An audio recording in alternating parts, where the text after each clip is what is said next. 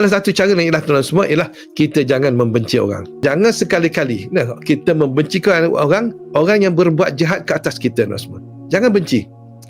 Jangan benci. Orang buat jahat kat kita ni, kadang-kadang kita rasa geram juga, tapi jangan benci dah semua. Inilah ulama dah bagi garis pandu. Kalau kamu nak hidup hati kamu bercahaya, kalau kamu nak hidup kamu bahagia dengan hati yang bercahaya, maka jangan sekali-kali membenci orang walaupun orang tu tersebut membuat kesalahan ke atas kita.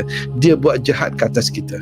Jadi walaupun orang tu buat jahat pada kita, kita jaga hati kita jaga hati kita ni, jangan kita membenci dia. Bahkan tu semua kita kena mendoakan dia, berdoa kepada Allah Ta'ala, ya Allah, orang ni telah membuat jahat ke atas aku, orang ni telah mengkhianati aku, ya Allah, aku mohon padamu, ya Allah. Mungkin dia buat dengan tidak ada kesedaran, mungkin dia buat dengan tidak sengaja, aku mohon padamu, ya Allah, engkau ubahkan diri dia, ya Allah, agar lebih baik dan lebih cemerlang lagi. Kita doa kepada Allah Ta'ala. Memang benda ni payah dah semua, payah, tapi kita didik pelan-pelan, kita didik sikit, kita cuba dah semua. Memang payah, cakap senang, semua orang cakap senang dah semua, ustaz cakap senang, tapi kita didik pelan, sikit kita didik sikit dah semua, insya-Allah lama-lama dia akan menjadi lebih baik.